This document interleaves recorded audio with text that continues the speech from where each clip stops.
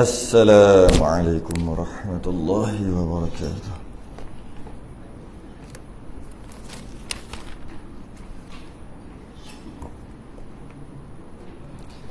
Innal hamdalillah nahmaduhu wa nasta'inuhu wa nastahdihi wa nastaghfiruh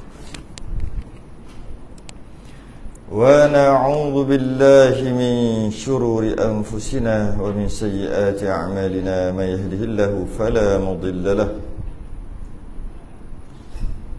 wa man yudlil fala hadiya lahu. Asyhadu an la ilaha illallah wahdahu la syarika lahu. Asyhadu anna sayyidina Muhammadan 'abduhu wa rasuluh. Allahumma salli wa sallim wa barik ala sayyidina Muhammadin al-Fatihi lima ughliqa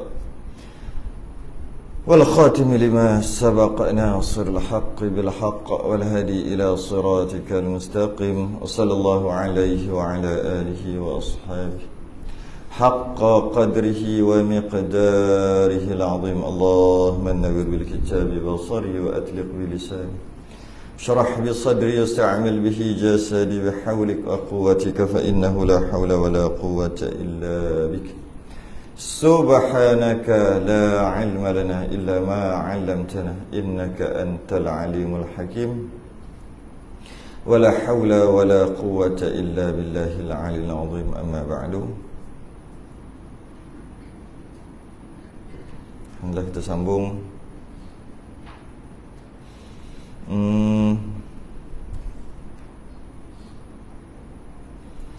Majmu' Salasi Rasail muka surat 125 Rumi Jawi 49. Masalah Rumi 125 Rumi.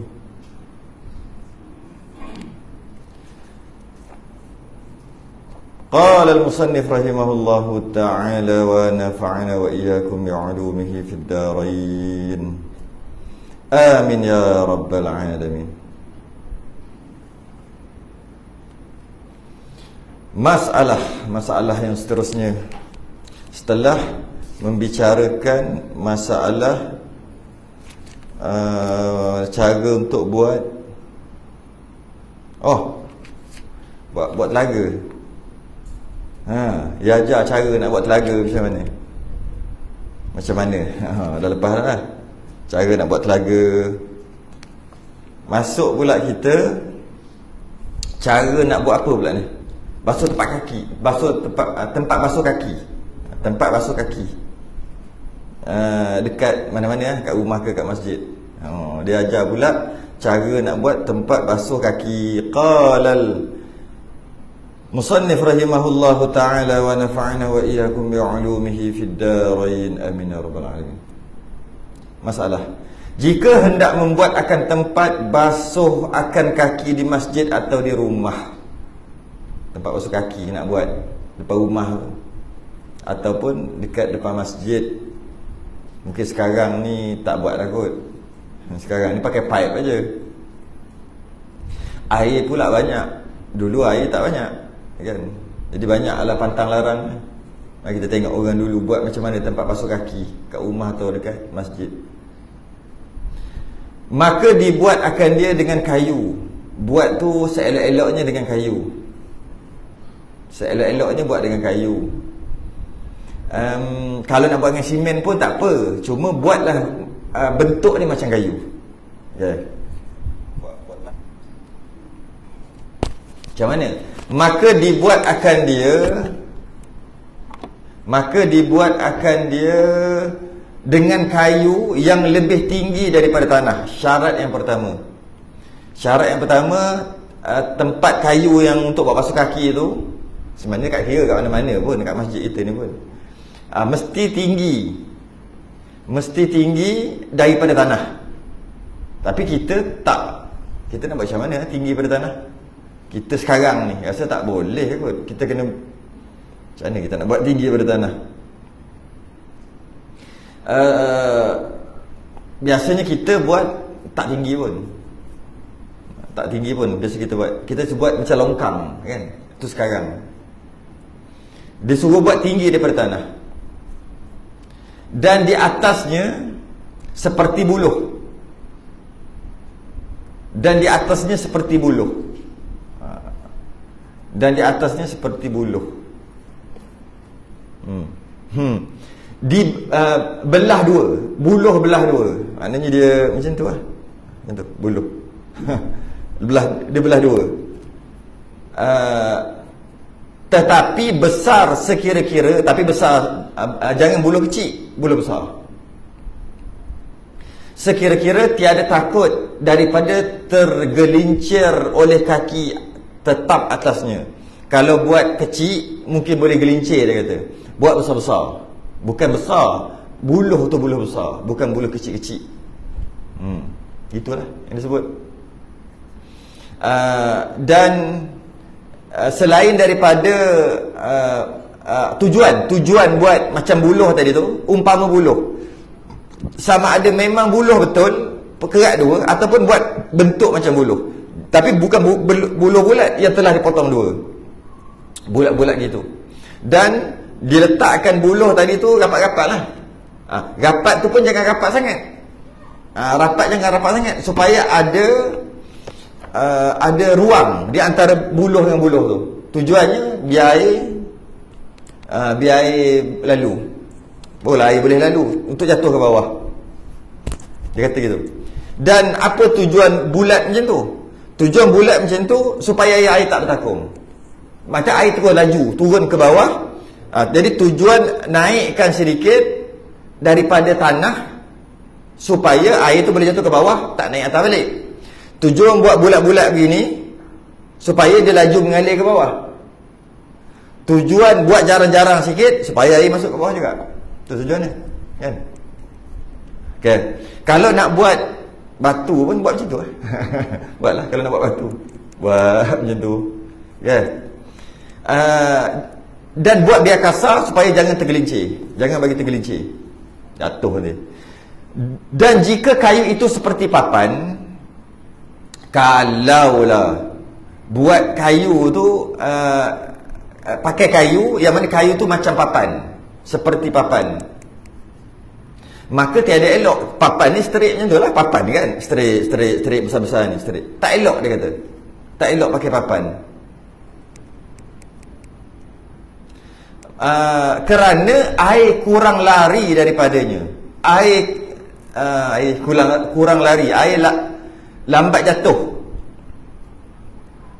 Maksudnya dia mengalir. Lari tu mengalir. Dia lambat sikit nak mengalir. Payah sikit nak mengalir.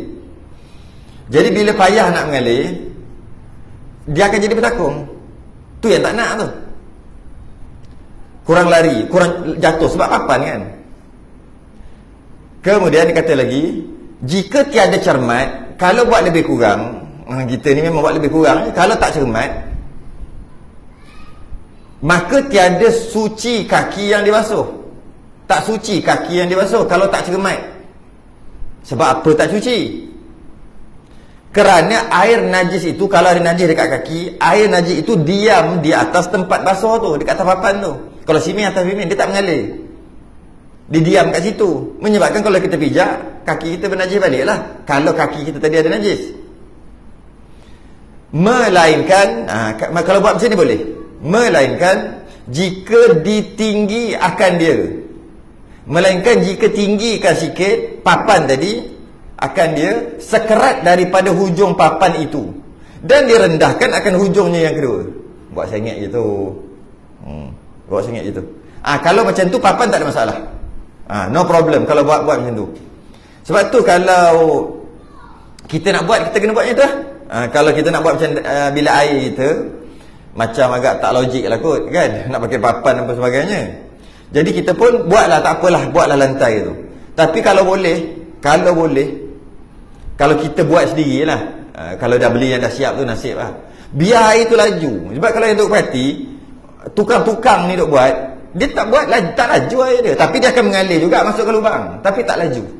Kenapa tak buat biar apa laju lah, maksudnya berapa? 1 inci kot. Yang ni tinggi 1 inci daripada sini.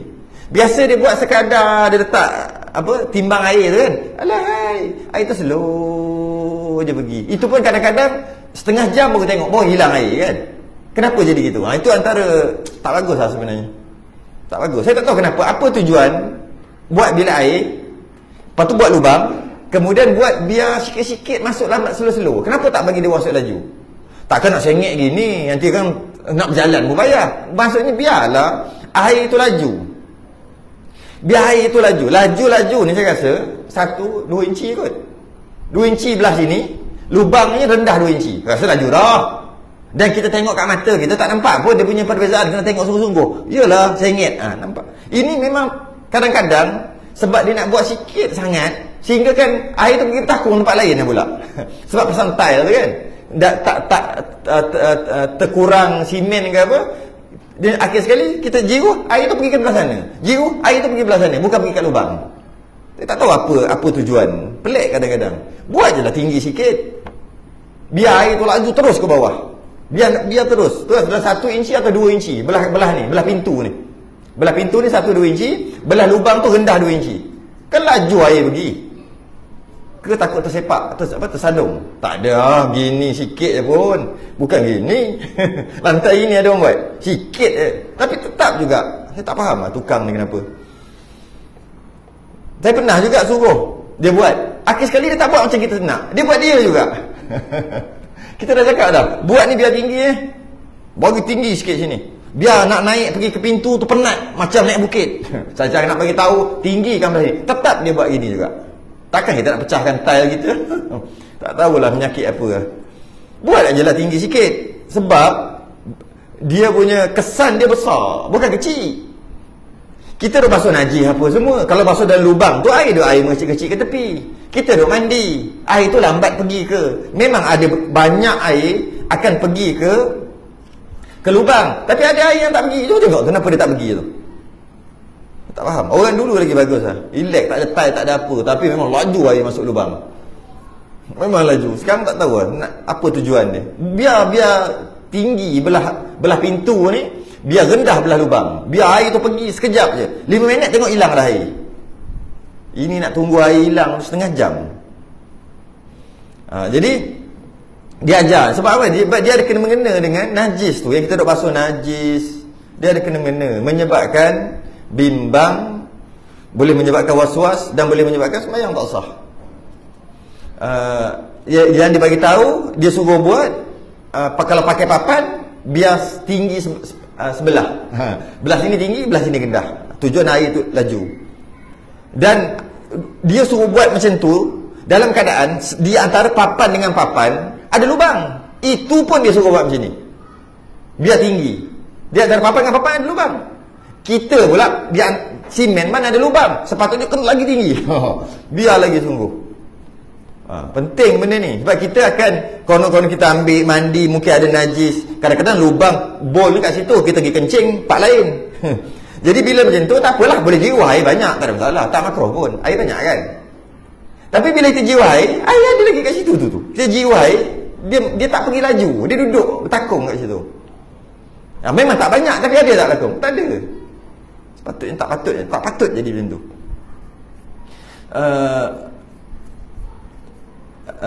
Okey. Dan rendah di hujungnya. Yang kedua, sekira deras oleh air atasnya. Deras, dia laju 5 minit, air hilang lah. Bukan setengah jam air hilang. Air hilang tu pula bukan dia hilang sebab dia mengalir, hilang sebab dia menyerap. Sebab dia menyerap ke dia. Itulah bilik air kita. Kalau boleh janganlah. Buat biar laju air. Biar orang masuk tu macam sengit sikit lah, kau punya terlalu curam. Biar macam tu, baru bagus. Cuma jangan sampai terjatuh je. Kan?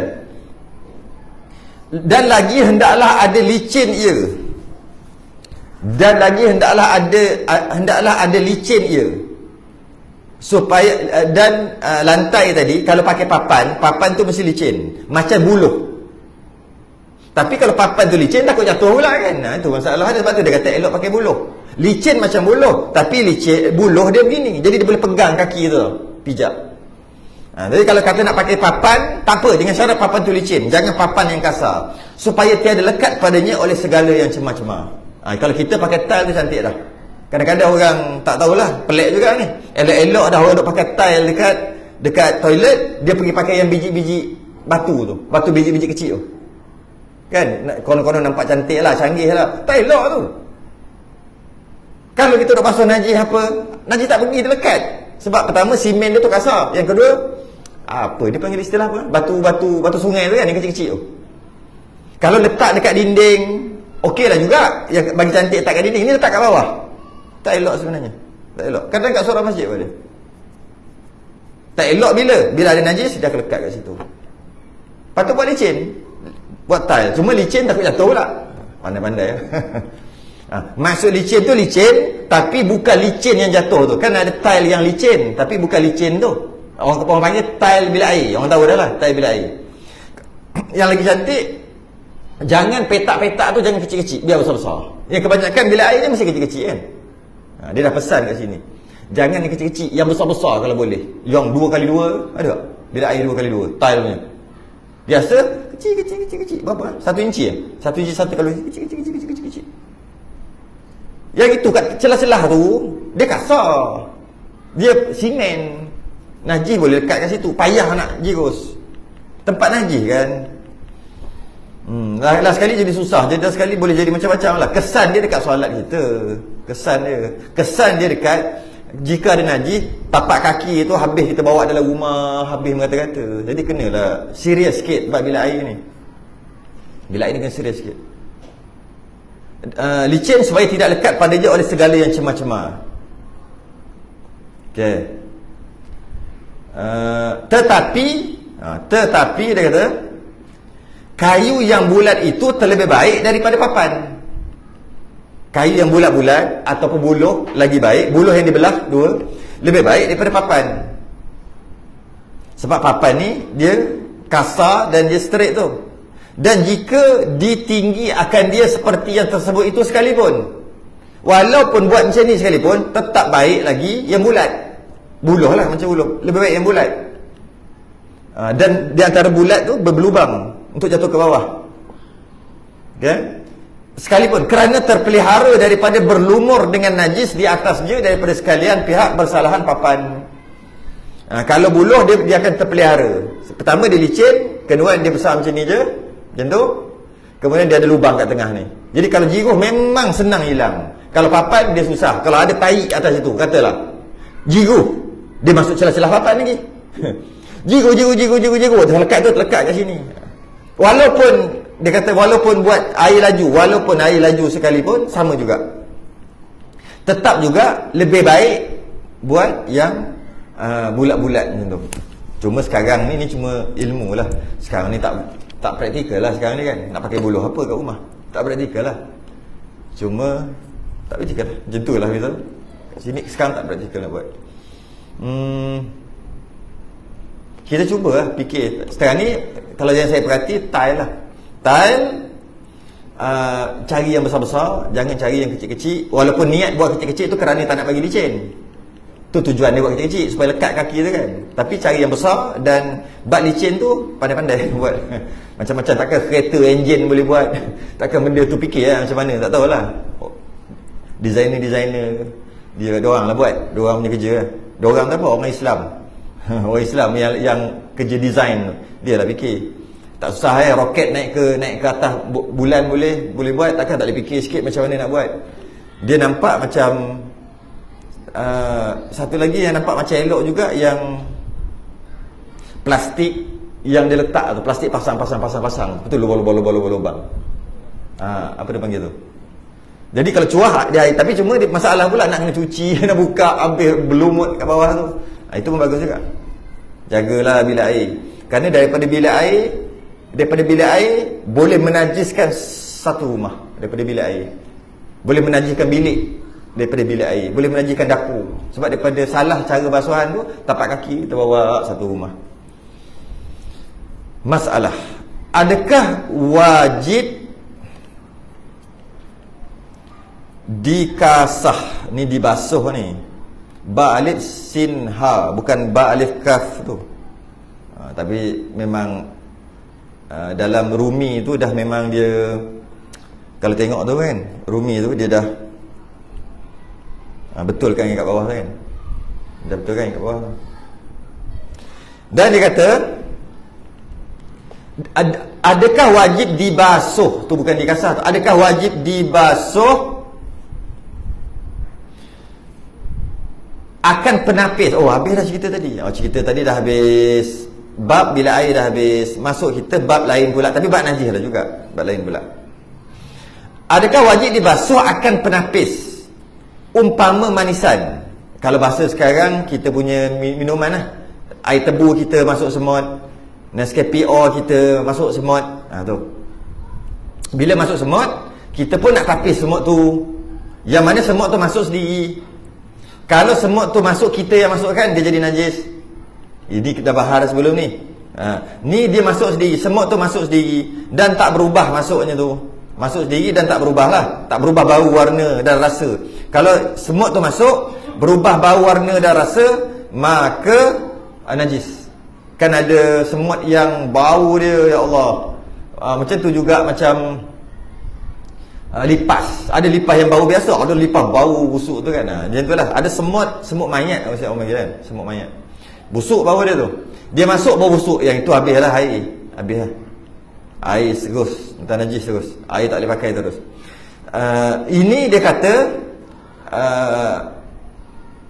semut yang masuk sendiri dan mati, ataupun kita ambil gula. Bila kita ambil gula, kita tak perasan semut mati ada dalam tu. Bukan. Kita ambil gula, kita tak perasan ada semut hidup dalam tu, bukan semut mati. Kalau semut mati kita masukkan, air tu mutan najis terus. Ini kena mengaji balik. Kita dah bahas sebelum ni. Tahun lepas kita dah bahas. Semut, silap gaya dengan semut tu, air tu jadi najis. Kalau cara yang betul, air tu masih lagi suci, boleh minum. Biasanya kita nak buat teh, nak buat minuman. Bila kita ambil, ada semut hidup, kita tak perasan.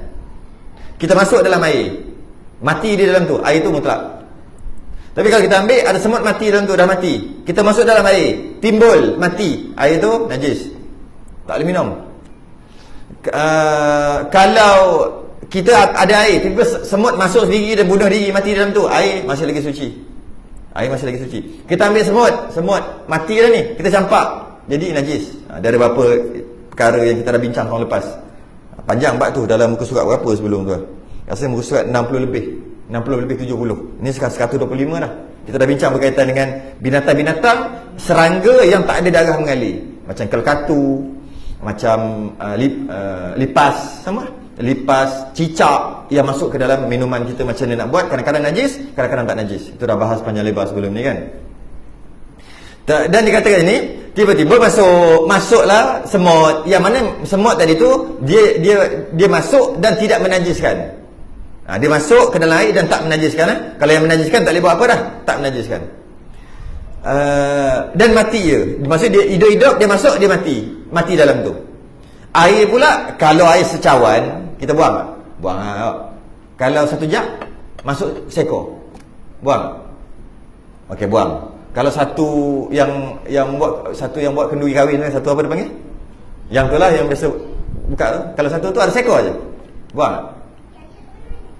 Sah nak cakap. Kalau buat dalam periuk besar, kenduri, periuk besar ada 3 air gula. Kacau. Allah, ada seekor mati. Dia masuk sendiri lah, bukan kita masukkan. Buang. Jadi macam mana nak buat? Ni dia ajar. Dia ajar cara-cara nak buat. Kemudian dia nak tapis. Ini kalau banyak lah. Kalau satu kita ambil, okey, kita ambil pakai sudu. Ambil pakai sudu, seekor je, buang. Okey, wajib basuh tak ini? Sudu tadi tak ada masalah lah, wajib tu sebab seekor je kita boleh buang lah, kalau tak tepi lah. Habis kalau ada 2 ekor, nak ambil seekor lagi wajib basuh atau tidak? Satu. Jawapan ni nanti lagi lah. Satu. Yang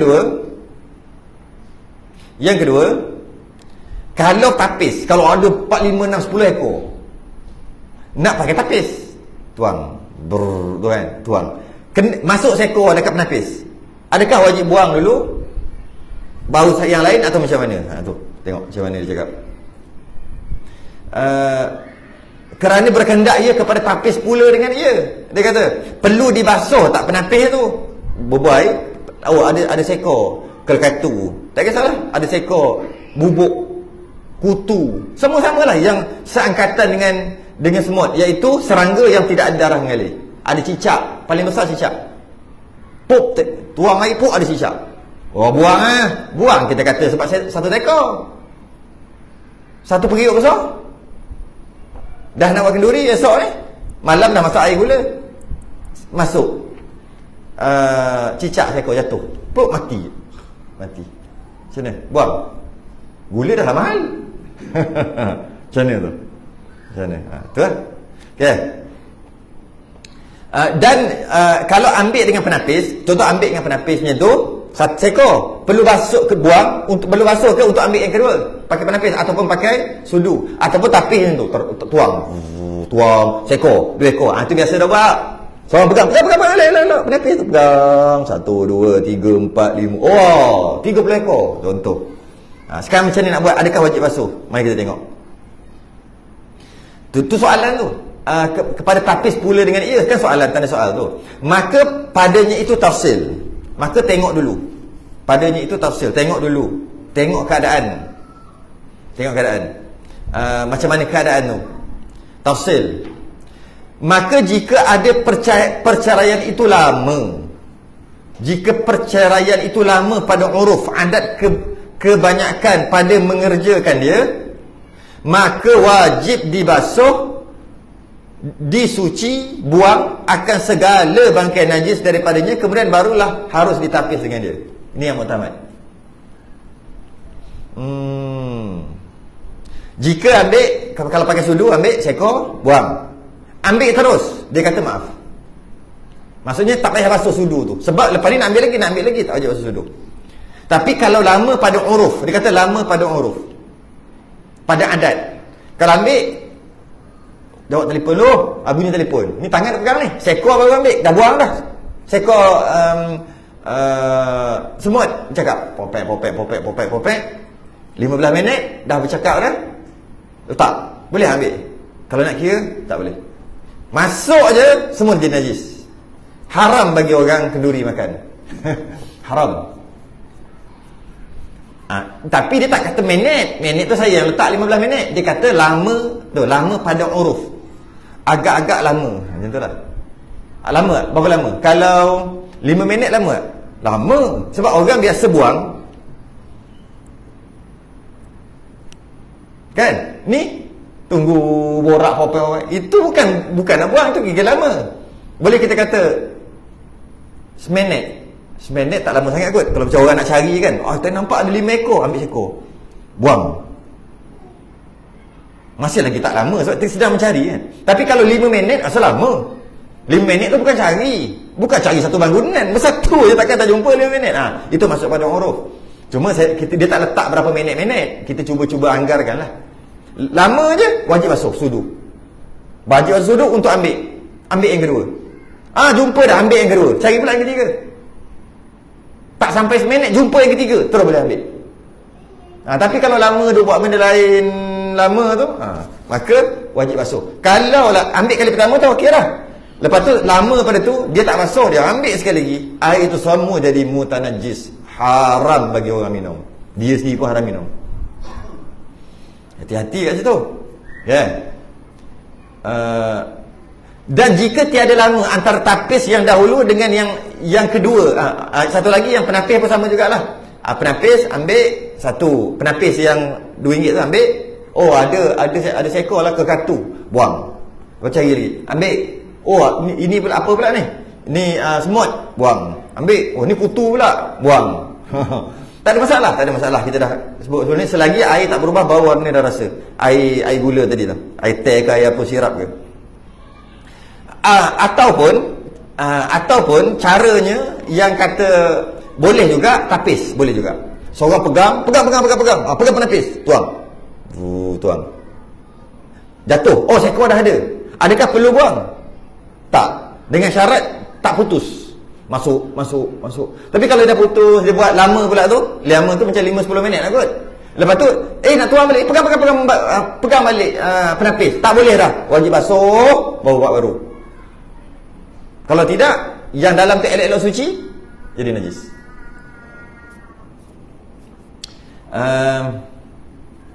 Berdosa ni berdosa bagi orang makan, berdosa. Kita konon-konon nak buat kenduri kan bagus bagi orang makan, dapat pahala. Rupanya dapat pahala. Bagi orang makan najis dapat pahala. Tapi tak perasan, tak tahu pula. Tak tahu, kenalah ngaji.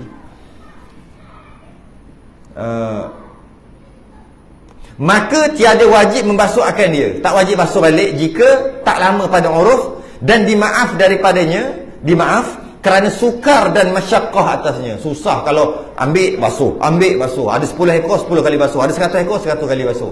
Masyaqqah. Kalau jiruh tu, yang jiruh tapis ni, okey dah sekor. Angkat balik, basuh. Okey, pegang balik. Dah sekor basuh. Masyaqqah, kepayahan. Maka selagi tak putus mualat, selagi masih lagi dalam perbuatan untuk buang semut tadi, walaupun semut yang berbeza, binatang atau serangga yang berbeza, kira sekali dah tu, sebab pendek pada uruf, tapi jangan lama. Kena hati-hati kat situ. Dan kata Ibn Qasim, serta berhubung tuang tapis itu pada adat, yakni tiadalah mudarat. Kata Ibn Qasim pun sama, berhubung tuang tapis itu pada adat. Berhubung maksudnya, okey, tuang, pegang penapis, okey, dah ada seekor, 2 ekor, air tak apa, terus tak berhenti air turun. Seorang cuah ni, seorang cuah, 3, 3 ekor dah, 4 ekor, apa benda tu, cicak, tak apa, boleh cicak, masih lagi tidak ada darah mengalir. Tapi kita geli tapi masih lagi suci. Pegang je. Lepas tu masih dah pegang tu terputus sikit. Maksudnya takkanlah boleh tuang tu kan. Nak biar masuk dalam lubang tu, terputus sikit. Terputus. Berapa saat? 3 saat. Masuk balik, air jatuh balik. Tak apa. Secara adatnya kita tuang sekali lah tu. Takkan tak boleh putus langsung. Teruk gitu. Itu maksud dia. Kenapa dia cerita macam ni? Dia berkaitan dengan najis, dosa pahala masuk dalam badan nanti. Kita jaga tak? Tak makan, ni tak sembelih, tak makan. Kita jaga makan tu. Tapi yang ni kita tak apa jaga pula nanti kan. Kena jaga jugalah. Maka jika dicerai akan dia dengan sehari umpamanya. Dia bagi contoh sehari terus. Kita bagi contoh tadi 15 minit. Dia bagi contoh sehari. Takkanlah. Ambil penapis, sekor ada, dah sekor dah. Letak dulu. Lepas tu letak penapis kat situ, buat kerja lain. Esok sambung tapis. Melampau sehari ni, lama sangat. Sehari umpamanya, kemudian dituang tapis pula pada kain tersebut. Yang ni dia kata bukan pakai penapis, pakai kain. Samalah kain penapis tu. Dia pakai kain setelah 1 hari, dia kata. Serta kekal segala bangkai yang berhimpun daripada penapis yang dahulu. Dalam tu bangkai. Disambung aja setelah sehari. Maka tiada jauh oleh memberi mudarat, yakni pada ketika itu wajib dibasuh akan dia daripada segala bangkai, daripadanya wajib basuh dulu kerana tiada maaf dengan sebab nafi masyaqqah atasnya daripada membuang akan dia. Ini bukan masyaqqah, ini bukan susah. Dah sampai sehari kau tinggal apa? Habis kalau putus 2-3 saat, sambung balik air tu kan, ataupun ambil putus sementara nak cari 3 minit baru jumpa seekor lagi. Masyaqqah, kesusah. Yang ini apa? Yang ini sehari dia bagi contoh sehari. Tapi kita letaklah kita punya agak-agak yang lama pada adat, agak-agak berapa lama? Sejam. Takkanlah sejam. Itulah ada minit-minit sebenarnya. Minit-minit je. Minit-minit lah. Dia tak ada letak minit. Dia kata lama pada adat, pada uruf, agak-agak. Habis. Masalah lagi. Masalah saja. Masalah tu. Adakah boleh dibasuh akan suatu daripada segala benda yang cair? Yang ini pelik ni. Benda yang cair apabila kena najis seperti minyak dan air susu. Adakah kalau minyak ataupun susu, kita tambah lagi air kelapa, air tebu, sama tu, kena najis. Apa lagi tu je kot. Apa? Susu, minyak, air kelapa juga, air tebu, jenis cair. Tapi bukan air tak masuk. Jika air kena najis, air tu mutan najis walaupun tak berubah. Kemudian macam mana nak sucikan air ni? tambah lagi, cukupkan dia 2 kul lah, tidak berubah bau, warna dan rasa, maka itu mutlak. Itu dia dah bincang sebelum ni. Yang dia nak cakap ni bukan air, cecair. Dalam Islam, air dengan cecair berbeza. Hukum air tebu adalah cecair, bukan air. Dalam sudut syarak, air tebu adalah cecair, dia bukan air. Air kelapa adalah cecair, dia bukan air. Minyak adalah cecair. Air susu adalah cecair, bukan air. Sebab air dan cecair pada hukum syarak dia berbeza. Dan dia kata macam ni, macam mana kalau masuk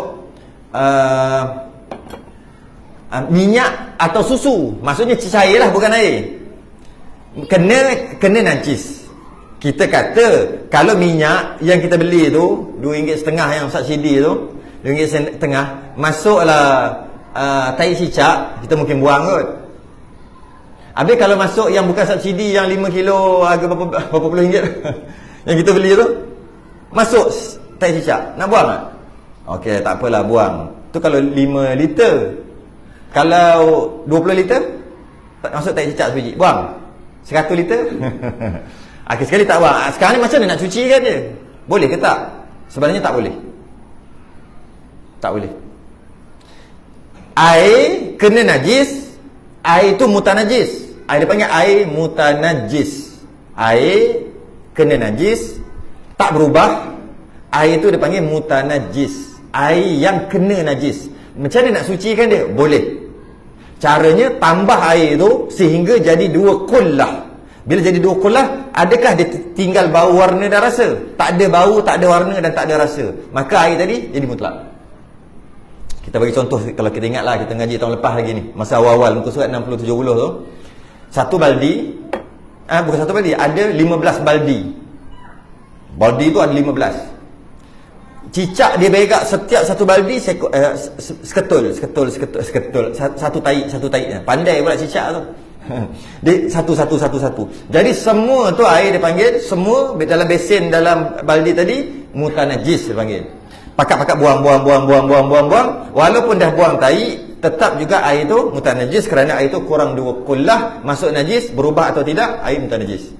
Macam mana nak bagi dia mutlak? Senang je. Cari kolah besar, cari tangki besar yang lebih 2 kullah, semua air 15 tadi, 15 besen, 15 baldi tadi, masuk sekali, campur.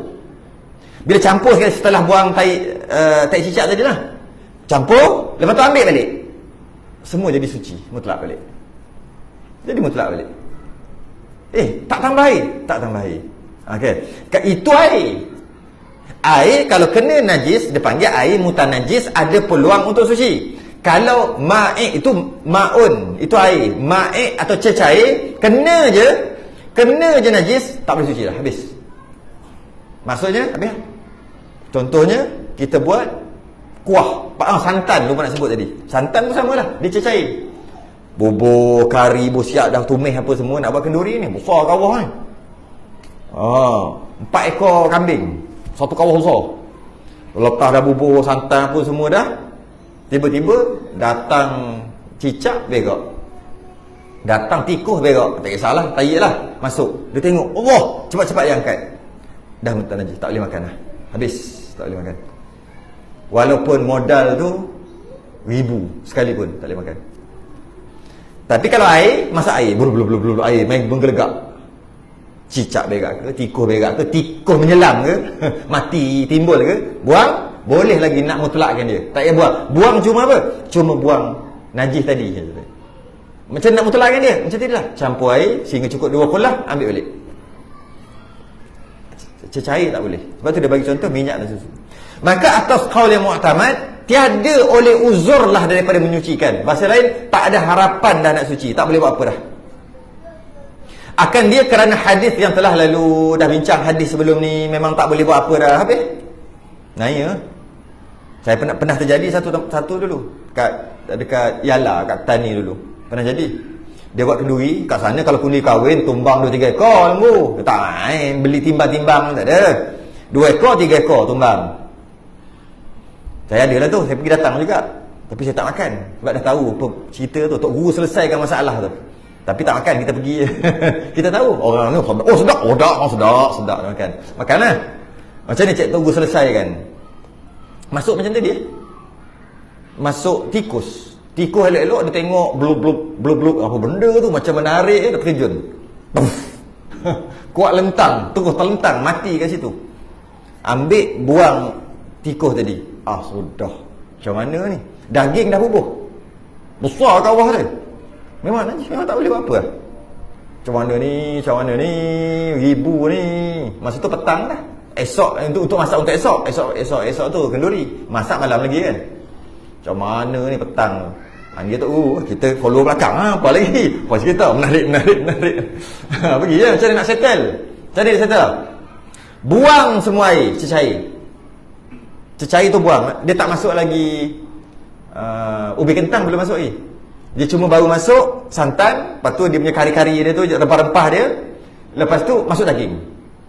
Daging tengah separuh masak tu. Tengah separuh masak, masuk tu. Akhir sekali macam mana nak selesai? Nak mengurangkan kerugian tadi. Buang boleh. Berapa banyak? Ribu. Satu tu 1,000 kot. Modal dia tu. Macam mana nak buat? Nak buat boleh. Dari sudut cecair tadi, ada khilaf. Nak pakai khilaf tak? Ada khilaf ulama. Sebab nak selamatkan duit orang ni. Kita cakap boleh lah kita cakap. Buang lah dah najis kan. Bagi orang makan. Dosa bagi orang makan. Boleh lah cakap. Kalau kita kena ni. Dah lah banyak. Kemah je 2,000 lah. Sewa.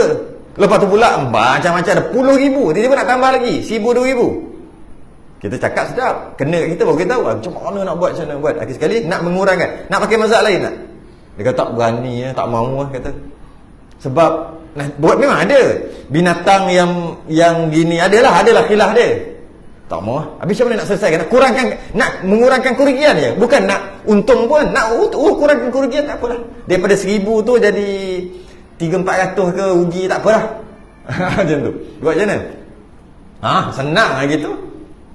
Buang semua. Santan-santan semua tadi buang. Daging basuh daging sampai putih. Buat kuah baru. Buah daging. Esok tu dia jemput. Saya tak datang tak makan. Kita minum air sirap je. Sirap selasih waktu tu. Minum sirap. Kenyang apa? Kita tahu cerita. Orang ni sedap. Lain sikit tak rasa. Lain. Sebab lainnya habis lemak-lemak kan. Sedap-sedap air daging tu habis keluar jadi tawar. Kan? Jadi tawar tak sedap lah. Berapa kali basuh. Dia bubuh benda lain. Contoh bubuh macam ada lah benda-benda tak tahu kerisik ke apa tak. Nak bagi cover balik tu. Jadi sedap. Sedap sedap sikit tak macam biasa masak. Sedap. Makan sila. Boleh ke? Boleh. Yang hanya jadi najis cecair saja. Yang tak cecair tak apa. Yang tak cecair tak ada masalah. Maknanya daging tu bukan cecair. Boleh. Basuh. Lepas basuh perah-perah elok-elok semua. Tapi tawar memang tawar.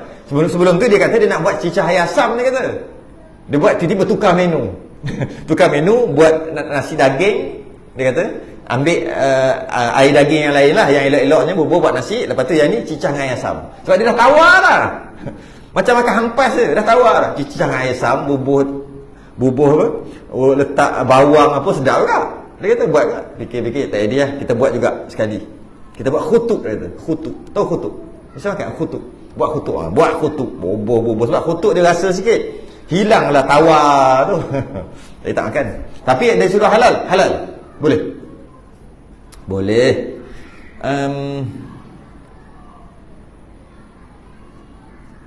Itulah. Kalau macam mana kalau kata nak bagi boleh juga. Ada setengah ulama kata boleh. Yang ni susah. Macam mana nak buat susah ni. Dan kata setengah ulama yang kata boleh ni, ada jalan pada menyucikan dia. Ada cara. Nak menyucikan minyak, nak menyucikan susu, santan, air tebu, air kelapa yang tadilah. Ya. Maka iaitu dibancuh akan tepung. Bancuh dengan tepung. Tak jadi apa bancuh dengan tepung? Tak apalah. Dia bagi cara, kita bacalah. Dibancuh akan tepung dengan minyak atau air susu tadi. Bancuh dengan tepung dia jadi doh Okay? Jadi doh Tak tahu kenapa dia ajar ni, kita baca je lah. Itu sekira-kira dapat dipegang akan dia dengan tangan. Jadi doh lah. Tak bukan minyak. Kalau minyak tepung biasa Kalau campur air kita tahulah jadi roti canai. Jadi dough tu. Tahulah. Atau air susu tadi campur dengan tepung. Ui, pelik cara dia kata ni. Sekira-kira dapat dipegang akan dia dengan tangan. Jadi dough lah. Kemudian maka dibasuh akan dia dengan air. Basuh, masuk dalam air, gendam air lah. Hingga berjalan ia kepada sekalian suku-sukunya. Sehingga air tu masuk habis lah. Gendam lah, senang cerita, gendam. Hingga diminum akan dia. Sudah apa dia pula tak kena minum ni? Siapa pula tak kena minum? Bukan. Maksud minum ni orang dulu cakap menyerap. Sehingga tepung tadi bila dah basuh dengan air tu menyerap. Tepung tu telah minum air. Bukan kita pergi minum air. Apa hal lah kita nak minum air? Ni cerita apa ni? Basuh gendam sehingga tepung tadi, air tadi semua menyerap masuk dalam tepung. Tepung apa? Tepung yang telah dicampur dengan susu. Kenapa campur dengan susu? Sebab susu dah masuk najis. Nak cucikan juga. Buat apa? Lepas tu lepas dah basuh, dah rata semua ataupun dah menyerap semua, air tu semua dah menyerap, keluarkan tepung tadi, suci. Soalannya nak buat apa? Tak tahulah. Orang dulu buat apa? Mungkin buat roti kot. Boleh tak tahu, dia ajar gitu. Maka suci. Buat roti lah kot. Betul? Buat apa? Tahu? Ceritanya suci lah. Okey. Sebab kitab ni lama, 200 tahun. Kita tak sempat nak kembali ke 200 tahun macam mana, cara macam mana pun tak tahu. Macam mana cerita pun tak tahu kan. Jadi suci lah. Kalau nak sangat suci lah. Lepas tu nak buat apa? Tak tahu.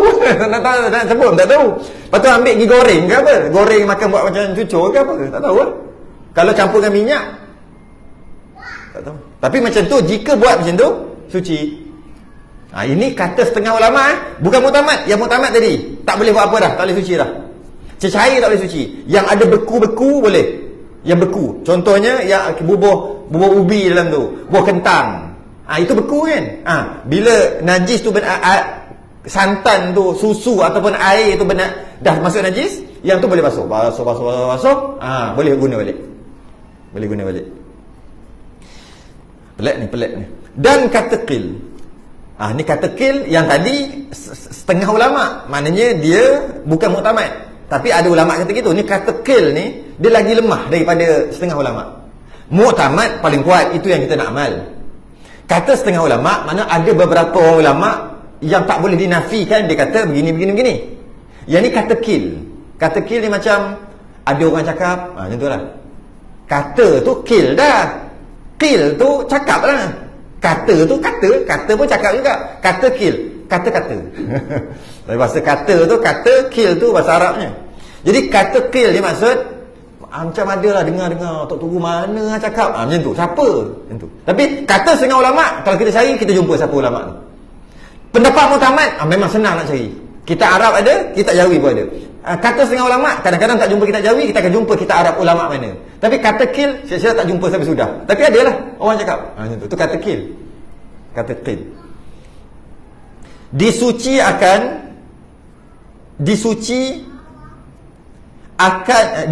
orang akan minyak najis itu. Cara nak suci macam mana? Disuci akan minyak yang kena najis, minyak ke yang tadi atau susu tadi, ataupun kita ambil contoh minyak, kita letak minyak lah, minyak masuk najis, tak boleh pakai lah. Macam mana nak sucikan? Dengan dituang akan air di atasnya. Tuang air hingga banyak di dalam bejana. Banyak air daripada minyak yang kena najis tadi. Kemudian digerak gucai. Kucah. Digerak gucai, kucah gitu. Akan dia dengan kayu. Maksudkan kayu tak kisahlah, kan senduk kan apa, takkan mesti dengan kayu. Kalau dengan besi tak boleh. Bukan. Kacau. Seolah-olah macam nak basuhlah najis yang kena pada minyak tu. Sekira-kira sangkaan kuat sampai air kepada sekaliannya, habis kena dah semua minyak-minyak, sangkaannya gitu. Kemudian ditinggal akan dia, kemudian biar supaya naik oleh minyak itu ke atas. Minyak kan tak bercampur dengan air, dia akan naik ke atas minyak tu. Dia biar mungkin sehari ke naik atas minyak, kemudian dilubangkan di bawahnya. Bekas jadi angkat, letak tempat tinggi sikit atas kursi ke apa, tebuk ke bawah. Buat apa benda pula ni, tebuk ke bawah. Maka apabila keluar air, sebab kat atas tu minyak, kat bawah tu air. Sebab kita dah biarkan lama, minyak kan naik atas. Tebuk kat bawah, keluar air. Keluar.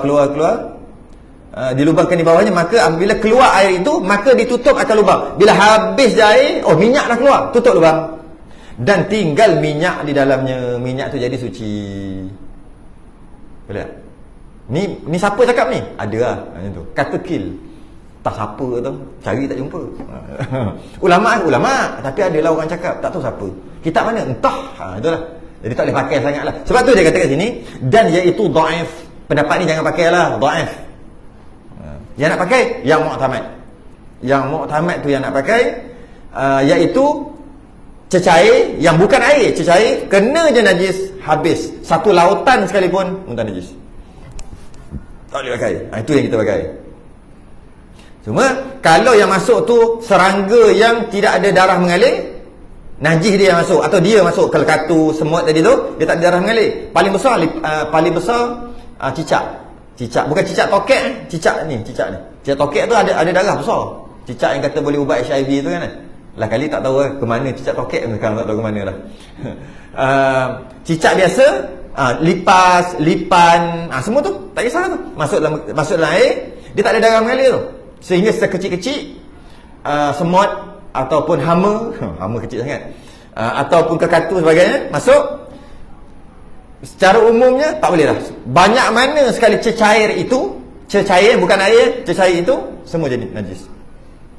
Tapi jika yang masuk tu serangga yang tak ada darah mengalir, maka ada khilaf ulama. Dua mazhab lain mengatakan suci. Itu nak selamatkan lah mazhab. Tapi mazhab Syafi'i tak boleh.